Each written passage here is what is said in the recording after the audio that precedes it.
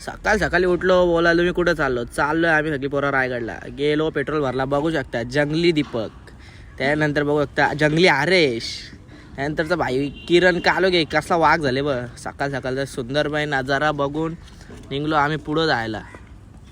CNG pump गेलो. दीपे बोलतो थांब पहिले कपडे बदलून दे. झाली सकाळ बोलतो थंडी गेली बोलतो. आता रस्त्यानंच झाली गाडी पंक्चर, तर थांबलो पंक्चर गाडायला. तिथे गेला आमचा पावन.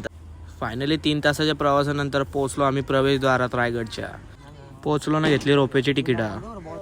रोपेमध्ये बसलो. बघू शकता आम्ही 6 जण बसलो, पुढे 3 मागं 3. रोपेच्या वर्षा बघू शकता किती सुंदर नजारा तुम्ही बघू शकता. तर फायनली पोहोचलो आम्ही गाडावरती गेलो. वरती मस्तपैकी आम्ही गेलो. त्याच्यानंतर राजवाड, मग थोडाफार गड एक्सप्लोर केला आणि त्यानंतर आम्ही गेलो तिथे विश्रांती घेतली. विश्रांती घेता घेता बघतो मनीषला झोप आले. फार झाला आता दिवा पाहिजे, अंधार फार झाला आता दिवा पाहिजे. आणि या काळ्या मातीला नाही तर माझ्या या आया बहिणींच्या रक्षणाला तरी पुन्हा एकदा जिजाऊंचा शिवा पाहिजे, पुन्हा एकदा जिजाऊंचा शिवा पाहिजे. जय.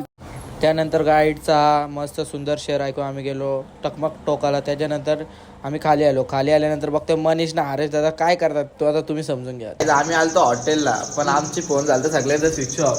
हे सगळी अशीच आहे, सगळ्यांचं फोन स्विच ऑफ होतं. बाईचा तर 4 तास आधी फोन स्विच ऑफ झाला, अजून चालू झाला. चार्जर होता, मी चार्जर घेऊन चालू केले. बाईनी फोनला चार्जिंग असून मला चार्जरला लावून नाही दिला का. खाऊन गेलो आम्ही घरी. गाईज मनीषनी आमच्या एक रील शोधले बघू शकता तुम्ही. त्याचा आम शकल आमच्या वर बघा, सेम टू सेम. त्यानंतर आम्ही सकाळच्या सारखं वापस रेडी झालो सर्व घरी जायला. चला, पहिला ब्लॉग आवडला असेल तर लाईक शेअर सबस्क्राईब सगळं करा. आम्ही जातो आता घरी.